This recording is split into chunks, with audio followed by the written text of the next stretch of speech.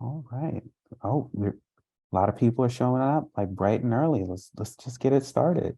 Um, Greetings, everyone, and welcome to the Health Justice Seminar Series, a special event series hosted by the Lancet Commission on U.S. Public Policy and Health.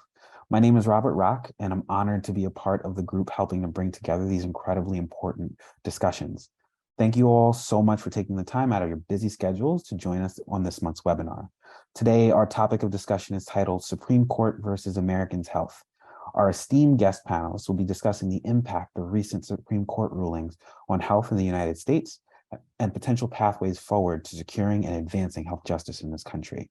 Before I introduce them, we hope that everyone will use the chat to introduce yourselves and let us know where you're coming from.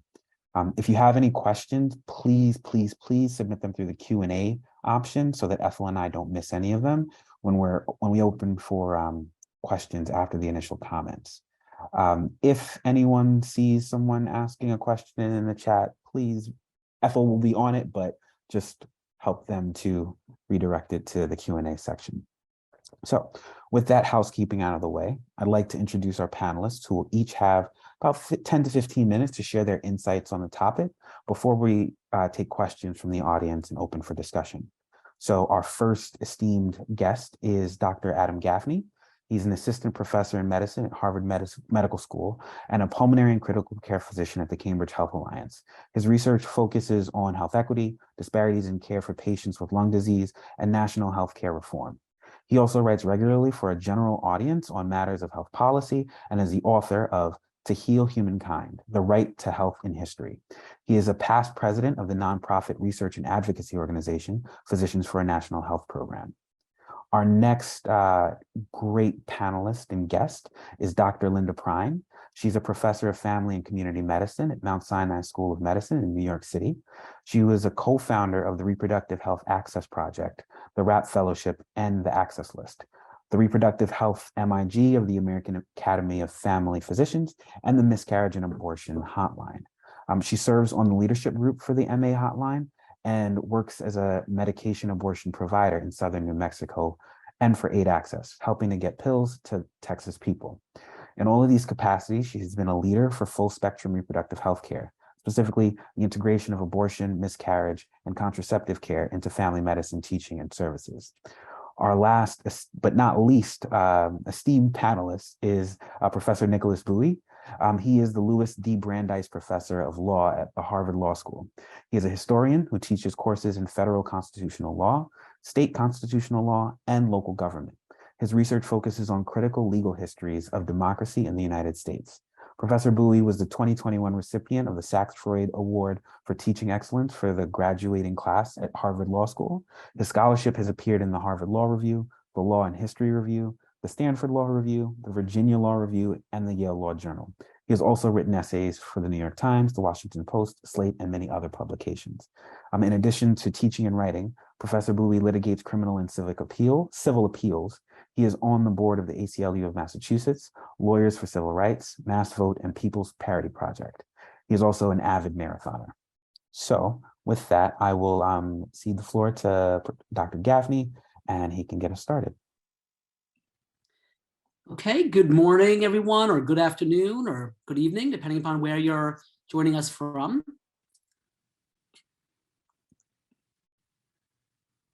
So I'm going to be speaking today about some work in progress.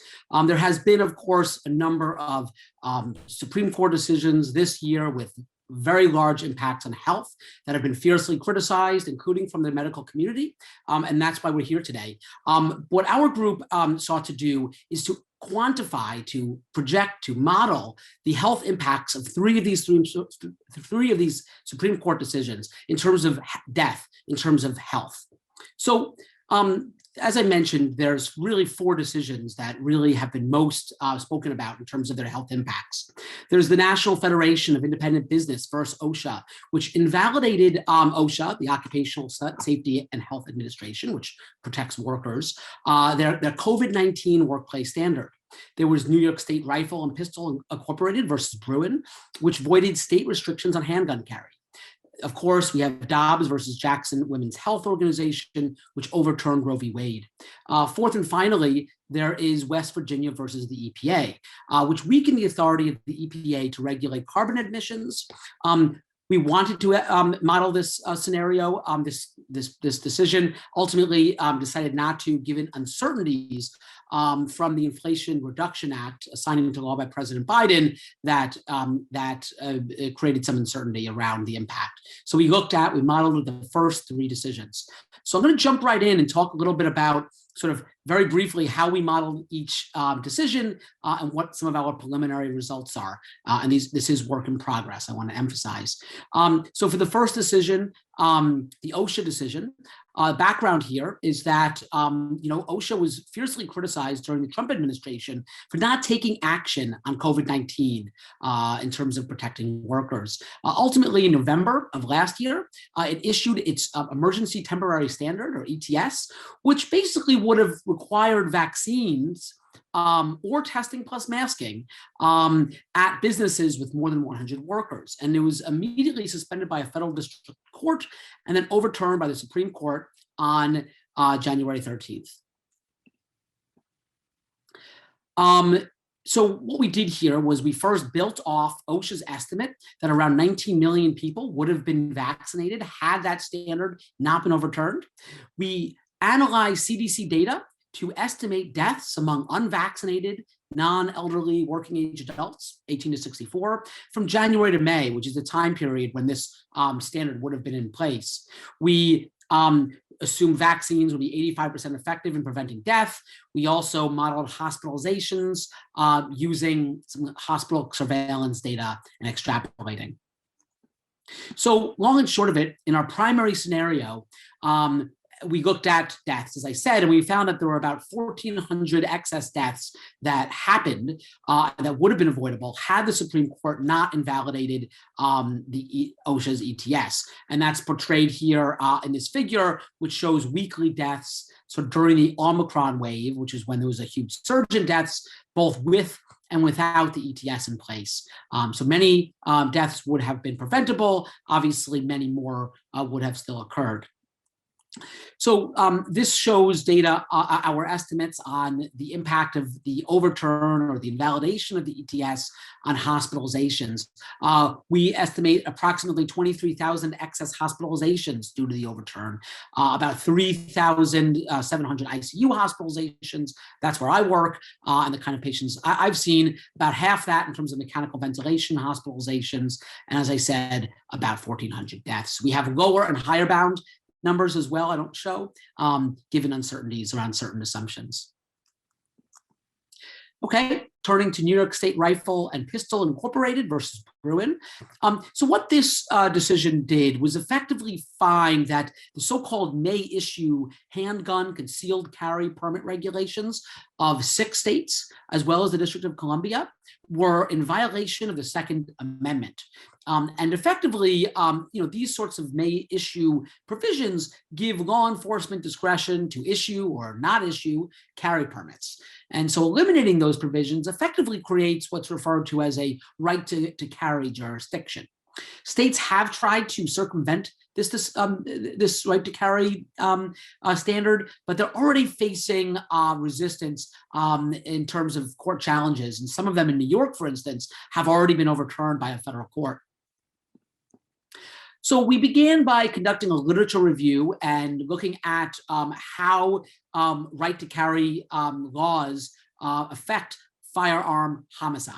And we found that looking at robust contemporary studies, a range of estimates from 3 to 9%, given some uncertainties around states' legal responses, we ultimately estimated a 4.5% increase in firearm homicide.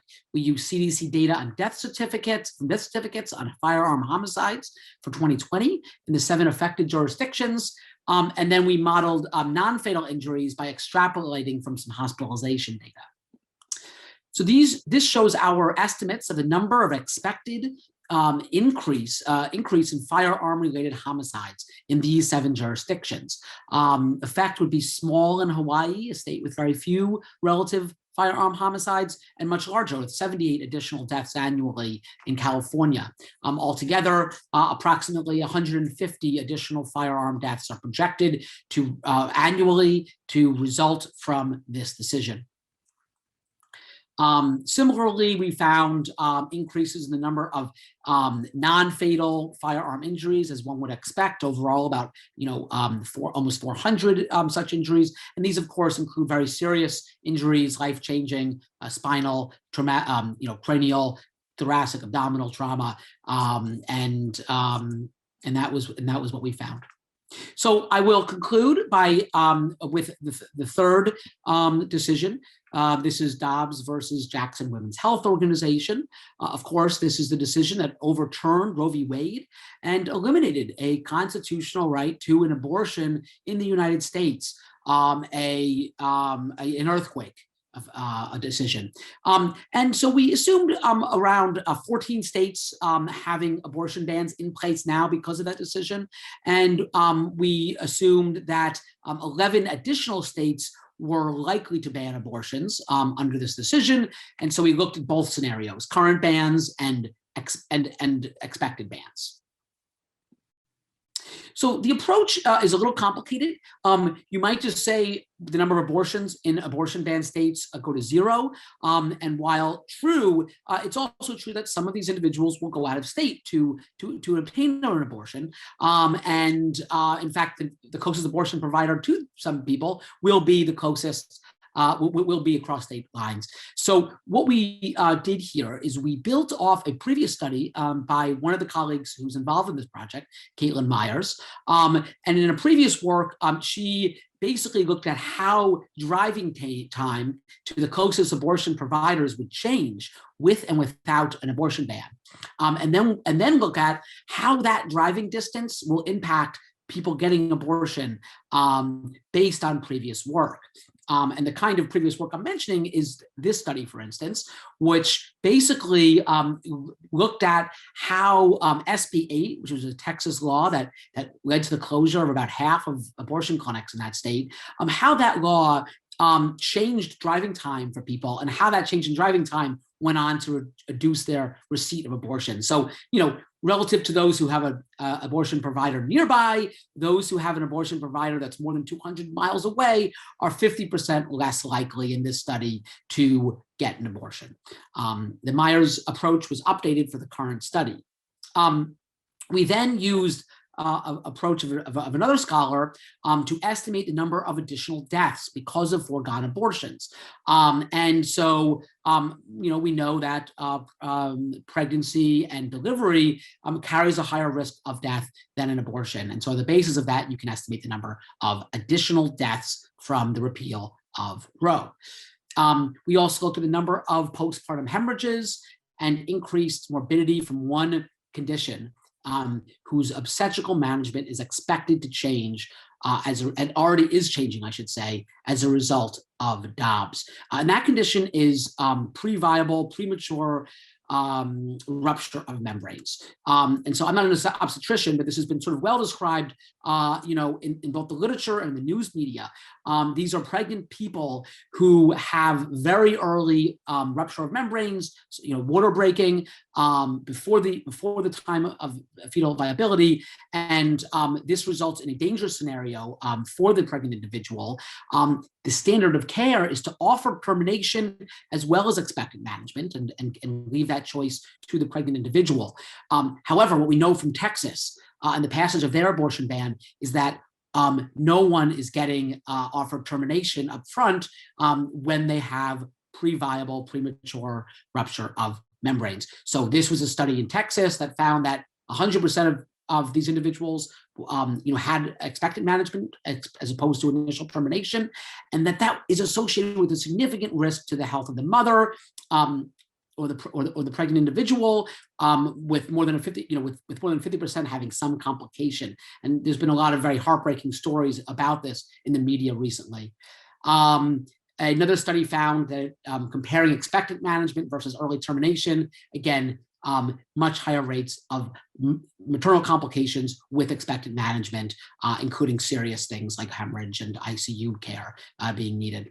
So Long and short of it, I'll wrap up in just one more minute with the results of this decision. We find that between 7 and 14 additional pregnant individuals are expected to die annually just because they're unable to get an abortion and are forced to give birth instead, which has higher risks. We found about between 800 and 1,800 additional cases of peripartum hemorrhage due to abortion bans. We found between around 500 to more than 800 additional cases annually of morbidity of health complications among due to changed obstetrical management of pre-viable pre-prom. So of regard to health toll, and I'll wrap it up now with a few just conclusions. So overall, we project that these 3 Supreme Court decisions will kill around 2,800 Americans over the course of a decade. We also found, as I said, many additional forms of morbidity, excess COVID hospitalizations, firearm injuries, and maternal morbidity. But I want to emphasize, I want to close by saying our approach was very conservative, and the reverberations of these decisions will be broader. OSHA decision will probably affect people beyond May. Bruin could lead to the undercutting of other gun regulations. Foregone abortions may be higher than we estimated due to provider congestion, meaning there's not enough capacity to give abortions in states that don't ban it.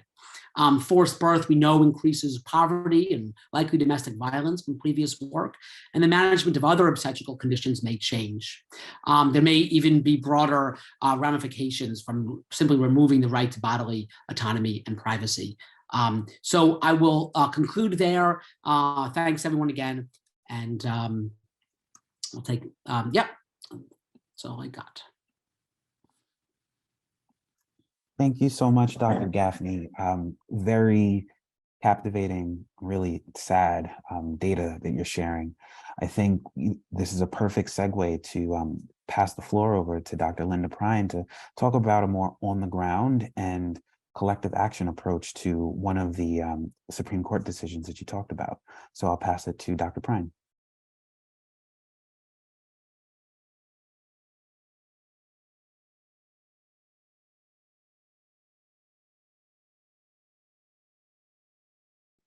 You're muted. Thanks. Sorry, I couldn't see my screen to unmute myself once I got it all loaded up. Sorry about that. So I'm going to talk about abortion for a little bit, especially medication abortion, and then what some of the clinicians are doing as a response in order to try to expand access. Just a little background is that what we aspire to really is more than just access to abortion, but a much broader concept called reproductive justice, which is the human right to maintain personal bodily autonomy, to have children or not to have children, and to parent the children we have in safe and sustainable communities. This goal was first formulated by Sister Song about 25 years ago. And additionally, in terms of reproductive autonomy, we really want the power to freely make decisions and over matters regarding contraceptive use, pregnancy, and childbearing. These days, 88% of abortions are done in the first trimester. Hold that thought for a minute and I'll explain why that's important. As of 2020, 50% of abortions were being done by pills. So, and then just also to show you what's going on across the country, and this isn't even up to date, it's changing like as we speak. I think Ohio and Arizona have gone orange and dark red, and orange and dark red back and forth. Wisconsin should also be dark red, but it's, you know, it's a work in progress. Georgia has a 6-week ban, Florida has a 15-week ban, and then the very red states that you see here, the abortion is completely illegal. So we have about 1/3 to 1/2 of our population without any in-state access to abortion services at all. Now, that's not exactly accurate to say that there's no access because people can get pills by mail. And I'm going to talk about that a little bit later. In terms of who could be providing abortions, it can be physicians or advanced practice clinicians like nurse practitioners, midwives, and physician's assistants. There is a subspecialty now in OBGYN of complex family planning that is not required to do most of the first trimester abortion care. And however, there are state regulations about all of this in terms of who can and who can't do abortions. Medication abortion and first trimester abortion are very safe. They do not increase any outcomes that are adverse: infertility, ectopic pregnancy, miscarriage, birth defects, or preterm births. And medication abortion is extremely safe, whether the pills are prescribed in an office and handed to the patient, whether they are bought on the internet, whether they are mailed from the doctor's office to the patient. It's all the same pill that gets swallowed by the patient, usually in her own home, with the same safe outcomes. The problem with being able to practice based on that science is that the FDA has restricted the abortion pill in ways that are not scientifically based. The pills were first approved in 2000 by the FDA, but approved with all sorts of restrictions. You can't just write a prescription for an abortion pill. You have to buy it from the company, or you have to buy it from a distributor, or you have to get it from one of two mail order pharmacies. And this has to be done by the prescribing person to the patient. So in order to just start doing abortions in your office, you have to have some, the permission of the administrators you work with, the nursing staff you work with, because these pills are going to either get stocked on site, or they have to be added to your formulary, or you have to add it to your electronic health record prescribing system. So a lot of people need to know that this is what you're doing. You can't just write a prescription like you would for any other new medication. And you have to sign a certain agreement form with the company that you're purchasing the pills from that says that you can accurately date pregnancies, that you can diagnose ectopic pregnancies, and that you can either provide care or refer care for complications, which is really extraordinary. There's nothing else in medicine that is actually this simple that we have to jump through these kinds of hoops for. I mean, as a primary care physician, I refer complications on all the time, right? But I don't have to sign an agreement in order to prescribe antihypertensives when I might refer my patient on for cardiac care if they have a heart attack, right? Like it's all, that's just normal medical care. So this is just one example of how extraordinarily difficult it is to do this care. Not because the medicine is complicated, but because the politics. So the common regimen that is used in the US is there's one pill of this mifepristone, and then somewhere between 6 and 72 hours, a second medication is ingested, which is called misoprostol. The mifepristone causes the pregnancy to stop growing. The patient doesn't really feel very different during the first 24 hours after ingesting this pill. It's the second medication that causes the cramping and bleeding. And it's basically exactly like a miscarriage in terms of the experience that a person has. And it's a slightly different experience if it's a 6-week pregnancy versus a 10-week pregnancy, but it's generally very tolerable with some help from ibuprofen and sometimes some anti-nausea meds. Now, what we've been doing, those of us who are telemedicine pill providers, is trying to expand access in every way we can.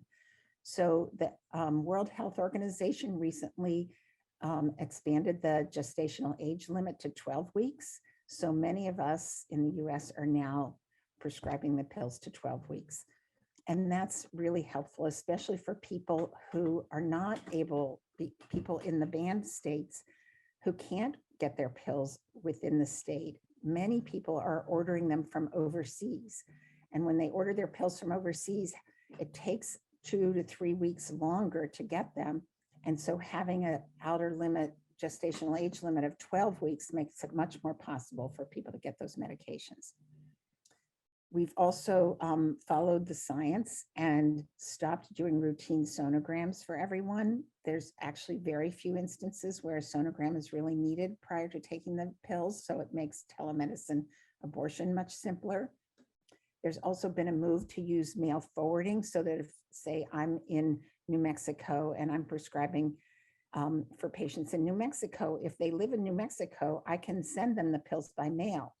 But if they're coming to me from Texas, they have to come into the office because I can't mail pills to Texas.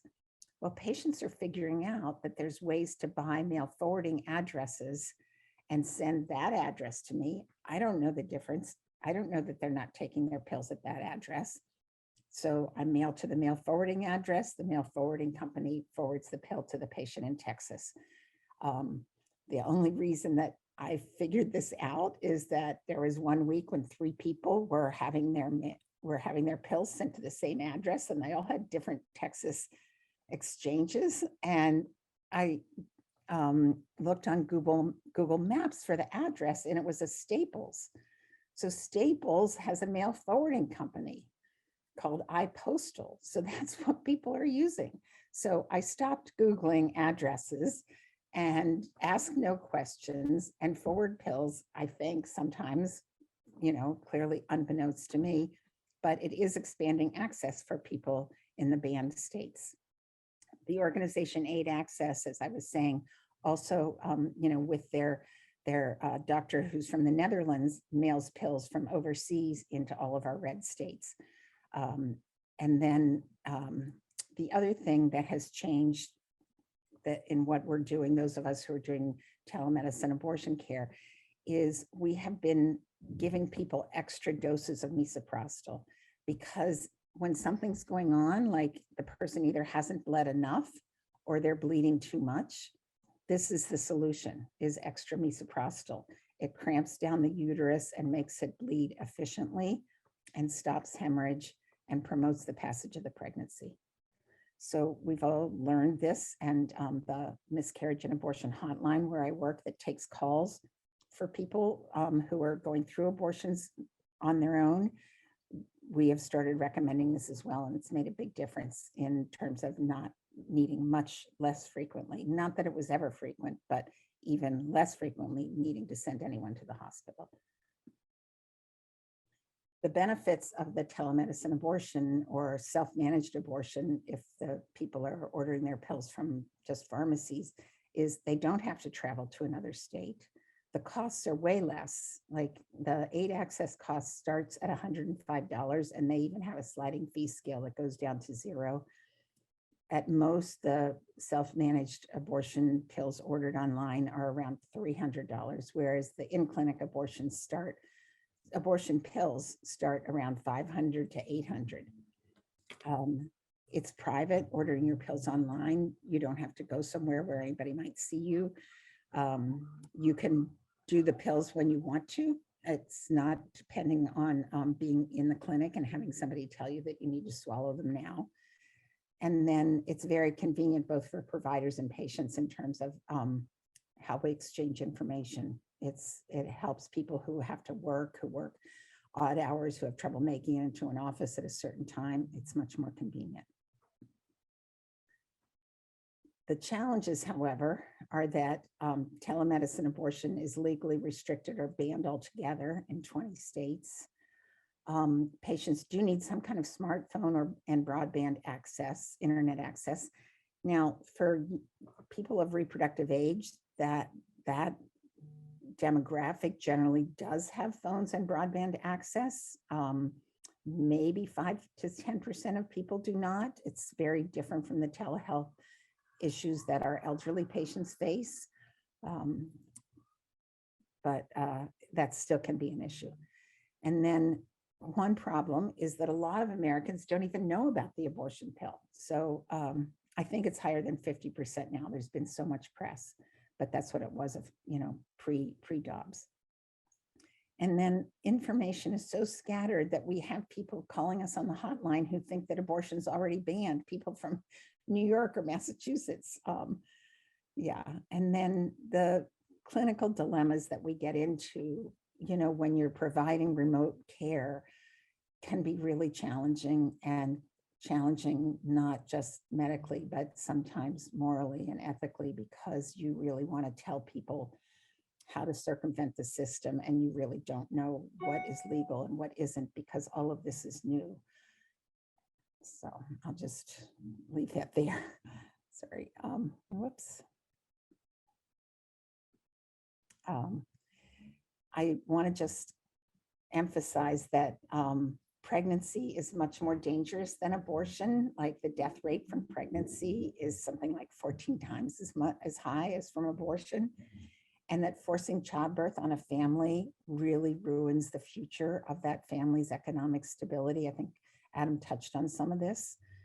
And that bodily autonomy and reproductive justice have already been impossible goals for many people in our country,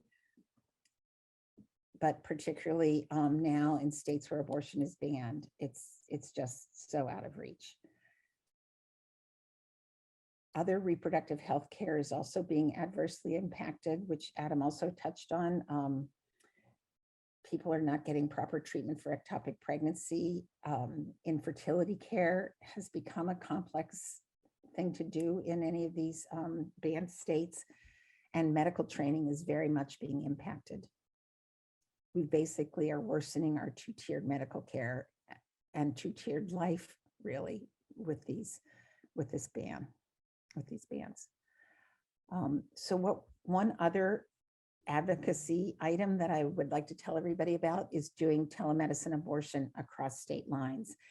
And Massachusetts recently passed a law to allow this to happen. And what we've done with these laws, and hope to do in New York State and California and some of the rest of the country, is to redefine the abortion telemedicine visit as occurring not in the state where the patient is located, but in the state where the provider is licensed.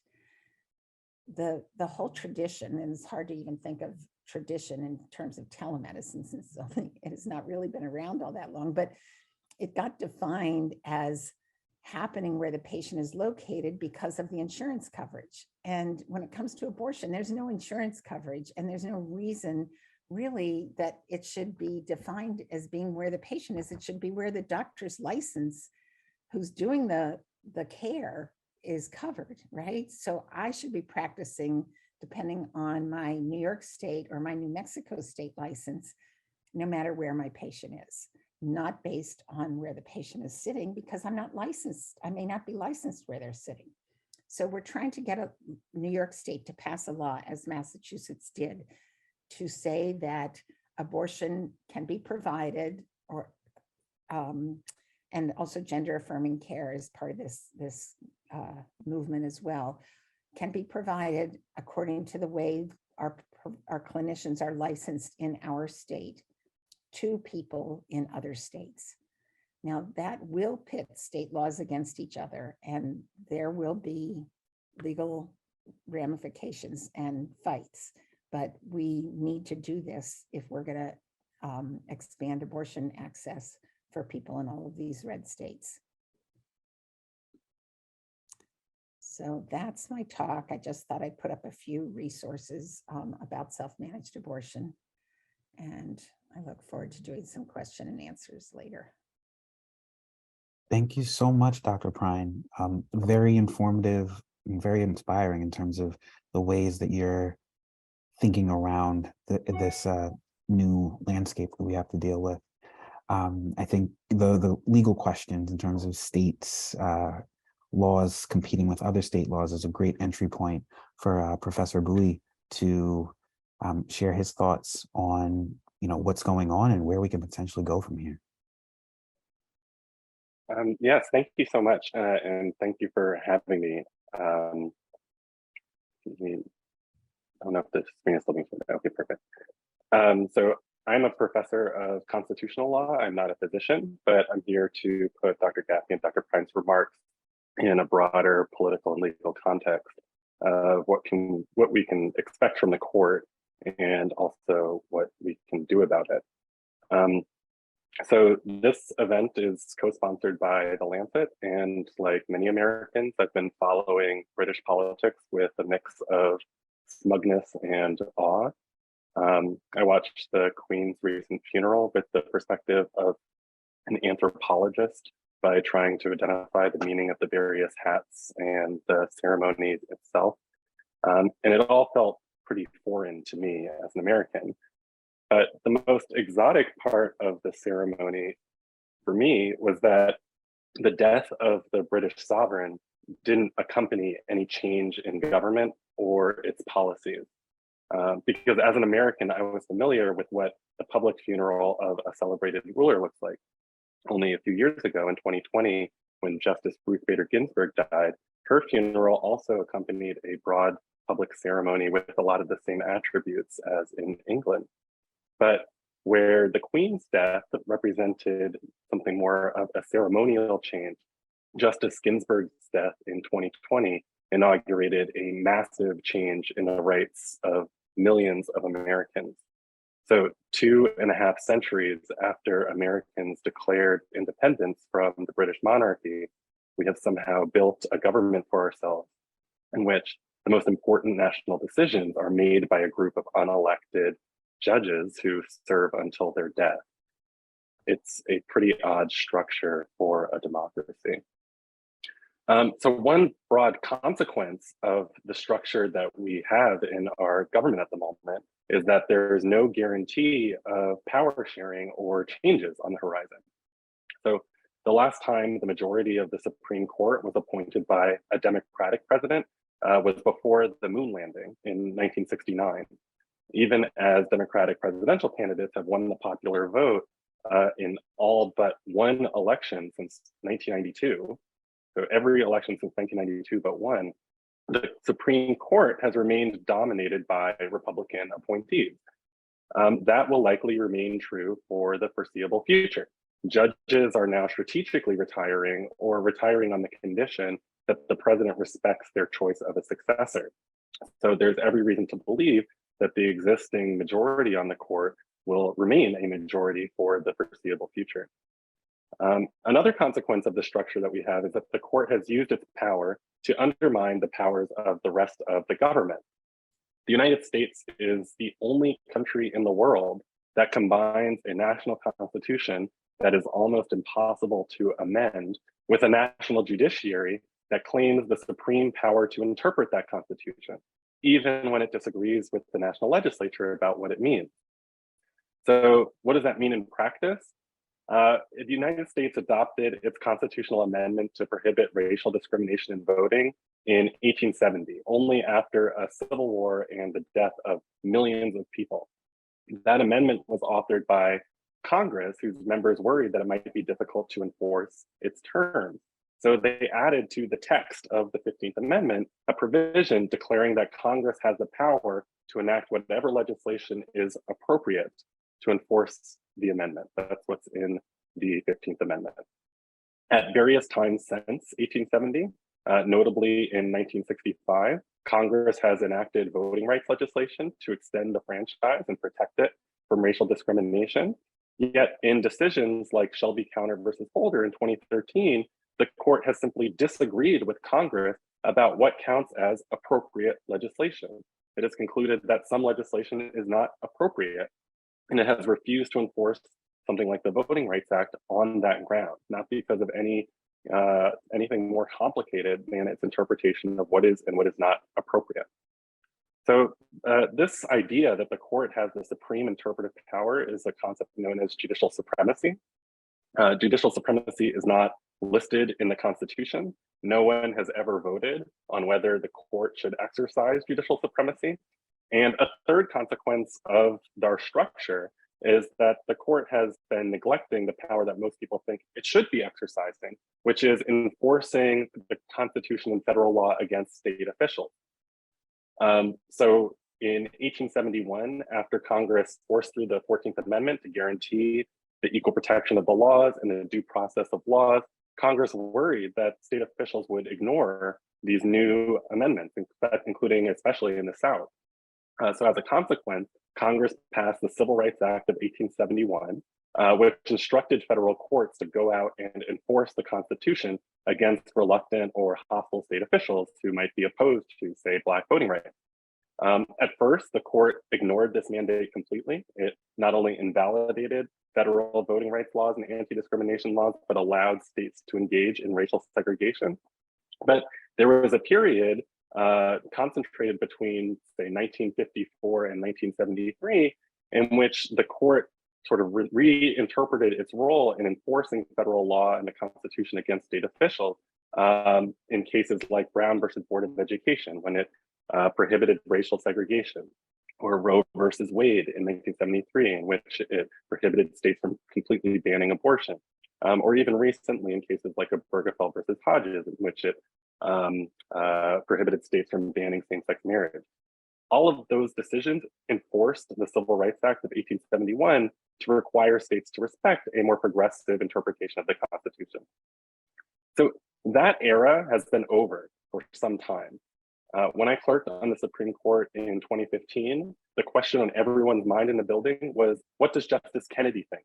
Because Justice Kennedy at the time was the swing vote, and so he could effectively dictate what the law would be for millions of people. But with the death of Justice Ginsburg in 2020, that era is definitively over. There is simply no reason to expect that the court will continue to enforce the Constitution against the states in a progressive direction. We heard from Dr. Gaffney about the Supreme Court's approach to gun rights and business regulations and the effect that that's going to have. We heard from Dr. Pride about the court's approach to abortion law. And there's every reason to expect that the problems they've identified will get worse. So just to take the example of telehealth abortion, the Supreme Court tomorrow could strike down the FDA's approval of mifepristone or other drugs that are involved in medication abortion. It could interpret the Constitution to permit states to ban sending abortion pills in the mail. It could make it unconstitutional for a state to adopt shield laws. It could interpret the 14th Amendment to recognize fetal personhood, making it unconstitutional for Massachusetts or New York to legalize abortion. And whatever the court does, we can expect that it will continue to do this indefinitely, because the court can predict when its members are going to retire. So even though I am a realist about this, that the problem is bad and is only going to get worse, I'm also an optimist. Because there is simply no requirement that Americans live under this rule of the judiciary. Rather, everything the court does, everything the federal judiciary does, is directed by statutes passed by Congress. So to give a prominent example from the past, in 1857, in Dred Scott versus Sanford, the Supreme Court famously held that Black people could never become citizens and Congress could never abolish slavery anywhere in the country. Dred Scott was the first time since Marbury versus Madison that the court invalidated an act of Congress on the ground that it disagreed with Congress's power to enact it. And the American people were shocked by this assertion of judicial power, the idea that the court could simply disagree with Congress about its role. Abraham Lincoln ran for president on a platform that repudiated Dred Scott and the Supreme Court's power. In his inaugural address, he said, "The candid citizen must confess that if the policy of the government upon vital questions affecting the whole people is to be irrevocably fixed by decisions of the Supreme Court, the people will have ceased to be their own rulers, having to that extent practically resigned their government into the hands of that eminent tribunal." So Lincoln's Congress responded to the court by enacting legislation that disagreed with it and regulated it. It abolished slavery in the District of Columbia and in the territories. It authorized the confiscation of enslaved people in the Confederacy. After the war, Congress extended citizenship to Black people. It enacted civil rights that gave meaning to citizenship, and it extended the franchise. When Congress was worried that the court would invalidate its new laws, Congress changed the composition of the court. It restricted the court's jurisdiction. It amended the court's procedures. It even changed the court's pension plan. And in the decades afterward, when the court started striking down labor laws or labor organizing, or voter protection, Congress regulated the court's power to issue injunctions. So today's Congress retains all of those same powers. Rather than wait for the court to ban medication abortion, the American people, through Congress, can and should reassert control over the meaning of the Constitution today. With ordinary legislation, Congress can not only enact legislation like the Women's Health Protection Act, but it can also control the size of the court. It can control where the court meets and how often it meets. It can control the court's procedures for reaching decisions. And it can control the substantive standards that the court must apply to particular laws. So rather than live in the system in which our rights and powers depend on the precise timing of the death of an 87-year-old, I think we should demand of our Congress laws that will defend and protect our fundamental rights in a democracy. There's simply no other way to protect them. Thank you so much for sharing those thoughts, that realism and those possibilities with us, Professor Bouie. Yeah, I'm still processing it all. But as we think about that, there's one question that was placed not too long ago, and it's for Dr. Prine. How is ectopic pregnancy managed in the states where abortion is totally banned? People are being sent out of state. People are literally having to travel. Doctors are coordinating with each other from a red state into a blue state and are getting patients transported to other states.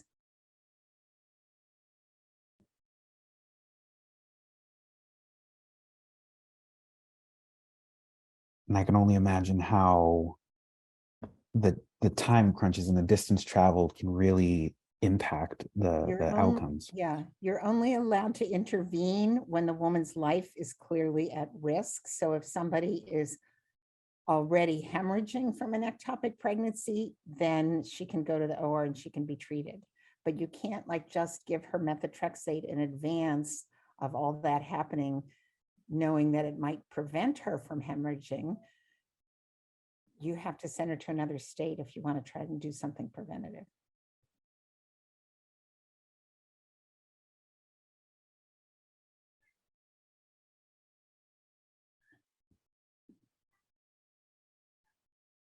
And we have another question. Has anyone estimated the excess injury and death that might accompany women having to travel for abortion or ectopic pregnancy treatment? I could respond to that. I'm not aware of that. It's a very good point. It's easy to say, well, yeah, you can drive, but there are risks and there are costs. And for that reason, a lot of people simply won't get the abortion they need. And I think one of the points I made with our projections is that they really are very narrow and conservative. As bad as the numbers sound, the reality is most likely worse, right? For the kinds of reasons you mentioned. There's travel, there's other downstream complications like increased poverty from forced birth that we did not model and we know has health impacts and can have life and death effects. So it's a good point. There's many other downstream consequences that are just hard to look at quantitatively. And a follow-up or another question is, what about expanding the size of the Supreme Court? Like how, I guess, feasible is that? And, Professor Bouie, do you think that that would be the best path forward, given, your understanding of the situation? Sure. So I guess I would just say now, if Congress does nothing, so if there's a 2022 election that results in a Congress that can't legislate, or for whatever reason, Congress chooses not to act, what we have is a Supreme Court that has a lot of discretion, a lot of simply uninhibited discretion to do whatever it wants. If there's a regulation that it doesn't like, there are many methods by which the court can invalidate that regulation. If there's a series of state laws that it does like, there are ways in which the court can craft its interpretation of the Constitution or existing laws to protect those laws while striking down others. So we basically have a body within the federal government that has a lot of discretion to change the law in whatever direction the justices want. So from that perspective, doing nothing will allow that to continue. Doing something like enacting new federal legislation like the Women's Health Protection Act or anything else, I think would represent a huge advance on the status quo Changing the size of the Supreme Court is one thing that the Congress could do to protect something like the Women's Health Protection Act, but there are a lot of other options available. I would just say that I don't actually have a particular option in mind as the highest priority, other than a need from the medical community to recognize that any substantive goal that you might care about is subject to review by a potentially hostile judiciary. And so in thinking about crafting legislation, it has to be done with that in mind, and it has to include provisions to protect that legislation from the judiciary, because simply passing laws that are already considered to be constitutional or legal will not work. Thank you so much for that. We have another question from Lily Armstrong. She says, I work with drug user health programs.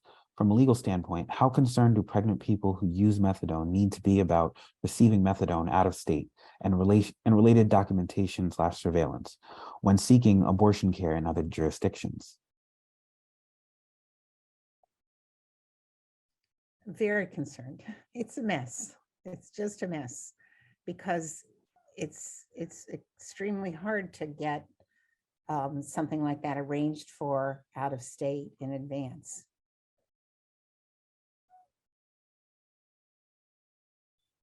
And then a follow-up question or request, Dr. Prine, please talk about abortion hotlines, how many need donations, et cetera, or how many are there and how many need donations, et cetera. Well, there's a number of different services. Most of them are all volunteer. The one that I founded is a medical hotline for people who are having either an abortion or a miscarriage at home. Miscarriage care is also highly beleaguered and we founded this hotline under Trump because of how bad things were then, not even knowing that it could get so much worse. There are emotional support hotlines where people can call if they're just having a rough time making decisions about their pregnancy. Repro Care is one. There are hotlines for afterwards. Exhale Pro Voice is one. There are hotlines for doula support. Repro Care also offers that. So, I mean, they're all pretty findable by way of Google. And when people call our miscarriage and abortion hotline, but they really have an emotional issue or a legal issue, we refer them to our sister hotlines where that help is available. The legal hotline is called If, When, How, and they help people with all kinds of questions about whether or not what they're doing can get them in trouble. Thank you for that. Next question is from David Chin. What are the chances of passing laws given gridlock and/or constitutional amendment to limit the term of federal court judges, including Supreme Court judges, from lifetime to 10 to 20 years or mandatory retirement at 70, like in New York State? I would say that the odds or the chances are low. So for one thing, just imagine that this Congress tomorrow passed a constitutional amendment to authorize term limits for federal judges. We would still have the Supreme Court that we currently have, and the Supreme Court has indicated a pretty profound hostility to abortion rights. And so even if we had this court for another 10 or 20 years, that's 10 or 20 years of interpreting existing law that protect abortion access very narrowly while expanding states that want to inhibit it. So as far as a long-term structural answer, maybe that would help, but that would not be my priority to enact term limits. And a follow-up question to that, what is it to prevent the Supreme Court from declaring legislation intended to limit its jurisdiction or otherwise reform it unconstitutional? Yeah, so that's sort of a, there's a meta question there, which is to the extent that the court is going to declare something unconstitutional, why wouldn't it declare limits on its own power unconstitutional? And I think the answer there is that historically, when there have been conflict between one branch of the federal government, Congress, and the court, Congress simply has a lot more resources at its disposal to ensure that its view governs. So just as one example, Congress controls funding decisions. And no decision of the Supreme Court could require Congress to pay for its air conditioning, to pay for its clerks, to pay for its current building, to pay for its ability, the justice's ability to take summer vacation in Europe, while striking down laws that are passed the previous spring. Congress has demonstrated that it simply has more political power than the court does. And that's what this really is. It's a question of politics, not really a question of constitutionality. I see that there's another question in the Q&A, which is why would passing legislation that would be considered constitutionally valid still be at risk from the judiciary? And the answer to that is, to the extent that we, the American people, think what is constitutional is what the judiciary says is constitutional, then the judiciary can change its mind. So what is constitutional today might not be constitutional tomorrow if the federal judiciary says, I don't know, I don't like what you have just done. But if we adopt a different attitude of what is constitutional is what we think is constitutional, the laws that we enact or the congressional statutes that we think are best interpretations of the Constitution, then what the Supreme Court says doesn't actually matter very much, because the court still needs the rest of us to enforce its decision. And to the extent that we no longer think of the court's decision as being the best interpretations of the Constitution, we don't have to follow it.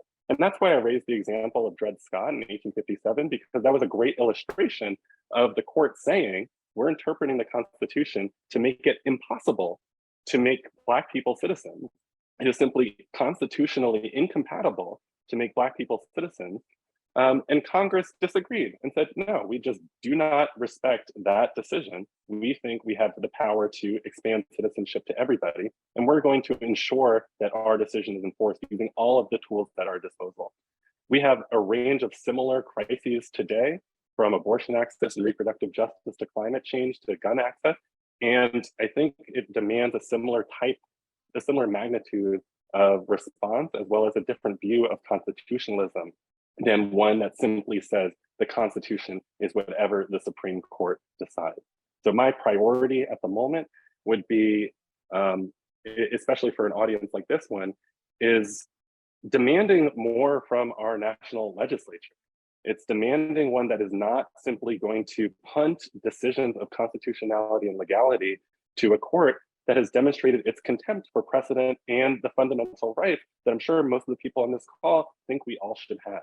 And so to the extent that we want to continue to see those fundamental rights respected, we must demand a Congress that is willing to legislate, even when it's risky, and even when it's politically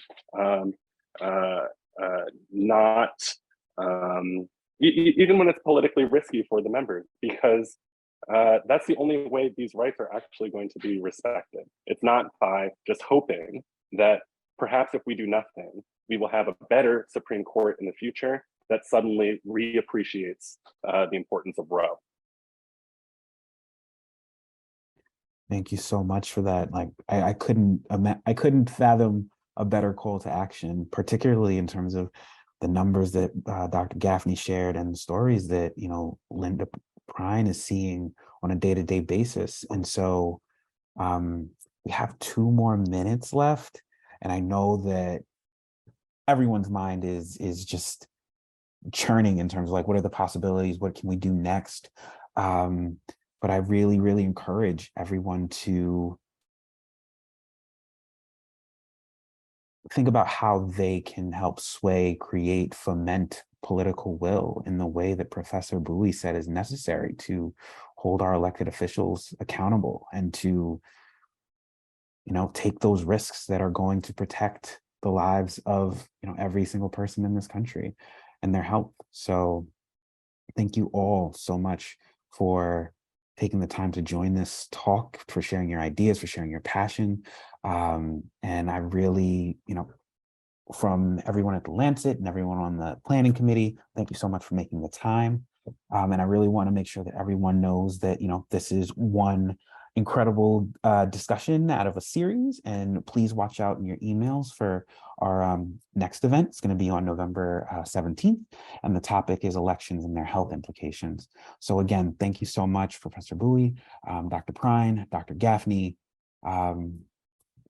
Continue the incredible work, and we're all, cheering for you and looking for ways that we can help support and keep advancing this mission in our respective circles of influence.